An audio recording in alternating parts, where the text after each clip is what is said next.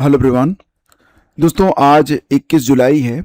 UP TGT PGT के लिए आपका जो विज्ञापन है 2026 वाला, ये विद इन 1 वीक, एक सप्ताह के अंदर अंदर आपको देखने को मिल जाएगा। इसमें जो मुख्य बाधा थी वो अब दूर हो चुकी है, और मुख्य बाधा ये थी कि इसके जो अध्याचन थे वो लिखित रूप में तो शिक्षा सेवा चयन आयोग को प्राप्त थे, लेकिन ऑनलाइन प्राप्त नहीं थे। तो शिक्षा निदेशालय ने रिक्तियों का अध्याचन शिक्षा सेवा चयन आयोग को ऑनलाइन भेज दिया है, और अब बहुत ही जल्द आपको विज्ञापन देखने को मिलेगा। दोस्तों एक अच्छी खबर और भी है कि इस बार मतलब जो टीजीटी में पद थे, जो लिखित अध्याचन था और जो ऑनलाइन भेजा गया है, तो उसमें पदों की संख्या बढ़ गई है।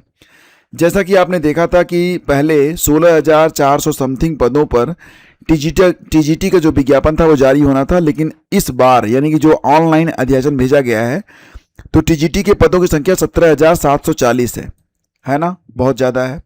प्रवक्ता के 2615 और संबद्ध प्राइमरी में सहायक अध्यापकों के लिए 897, यानी कुल मिला के 21,252 रिक्त पदों का अध्याचन उत्तर प्रदेश शिक्षा सेवा चयन आयोग को भेज दिया गया है सोमवार को।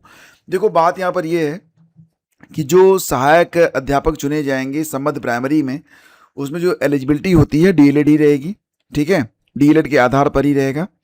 और बाकी जो भर्तियां होनी है जैसे कि टीजीटी और पीजीटी, ये बीएड के आधार पर होगी। एक सवाल जो आप लोगों का अक्सर आता है कि क्या सर इस बार टीजीटी में जो टीईटी है वो लागू होगा, तो ऐसी कोई बात नहीं है, टीईटी की संभावना नहीं है, ठीक है। इससे पहले शिक्षा निदेशालय ने एडेड हाई स्कूल में प्रधानाध्यापक के 1,172 और इंटरमीडिएट में प्रधानाचार्य के, आपको पता होना चाहिए कि जो प्रधानाध्यापक होते हैं वो हाई स्कूल में होते हैं और प्रधानाचार्य होते हैं वो इंटर में होते हैं। तो प्रधानाचार्य यानी कि इंटर कॉलेज में जो प्रधानाचार्य के पद हैं उसमें 1475, सबको जोड़ कर देखेंगे तो पदों की संख्या 23,899 पहुंच रही है। 23,900 के आसपास आप इसे मान सकते हैं। तो इतने पदों पर आपको विज्ञापन देखने को मिल जाएगा, और ये भी बहुत जल्द। अब रही बात दोस्तों इसकी परीक्षा कब तक हो जाएगी, तो मुझे लगता है कि दिसंबर से पहले पहले इसकी परीक्षा भी करवा ली जाएगी, क्योंकि 2027 में यूपी में विधानसभा के चुनाव हैं, सो उसके पहले ही ये प्रक्रिया पूरी हो जाएगी। तो बिल्कुल ये आप लोगों के लिए एक बड़ी उपलब्धि है, बड़ा अवसर है, और निश्चित तौर से इस अवसर का लाभ आप लोगों को उठाना चाहिए। अभी हाल ही में आपको पता होगा कि यूपीपीएससी के द्वारा जो राजकीय इंटर कॉलेज, जो गवर्नमेंट इंटर कॉलेज जीआईसी प्रवक्ता की जो परीक्षा हुई थी 13 विषयों की, तो उसमें से 2 विषयों के परिणाम समाजशास्त्र और भूगोल का जो रिजल्ट है ये आ चुका है सोमवार को। सचिव गिरिजेश कुमार त्यागी के अनुसार समाजशास्त्र विषय में पंजीकृत थे कुल 31,116 अभ्यर्थी, और इसमें से 9,430, जबकि भूगोल में पंजीकृत 23,951 में से 11,378 उपस्थिति बता रहे हैं।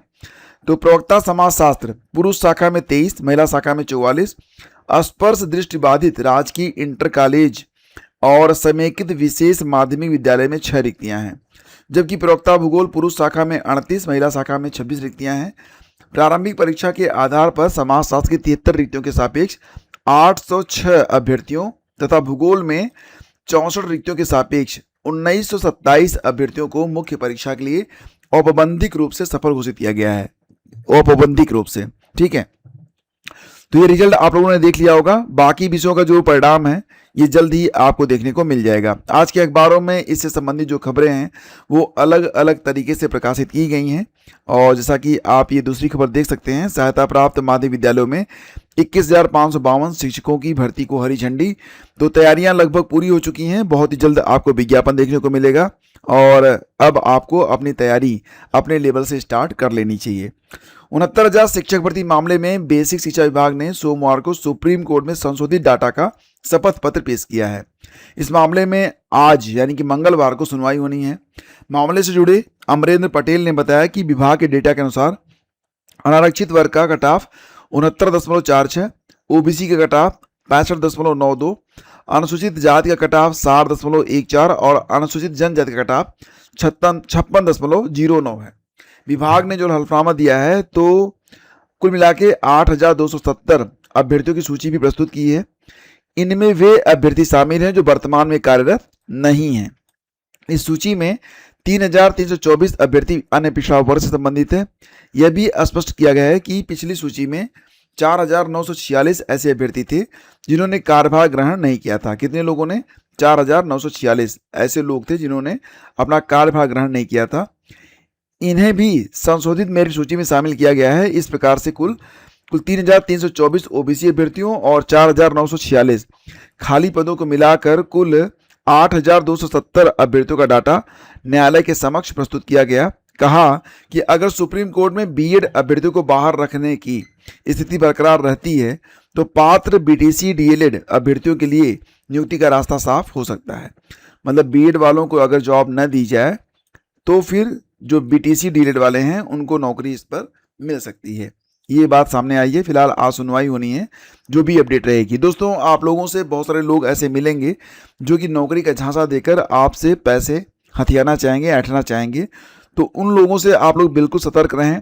यहाँ पर आप देखेंगे तो मल्टी लेवल मार्केटिंग के नाम पर ये लोग ठगी करते थे और इन्होंने बाकायदा अपना ट्रेनिंग सेंटर भी बना रखा था, ऑफिस भी बना रखा था और ये बुलाकर बाकायदा जो है ज्वाइनिंग भी कराते थे, 4-6 हज़ार रुपये भी देते थे और अंत में फिर वही होता है आपके साथ एक धोखा।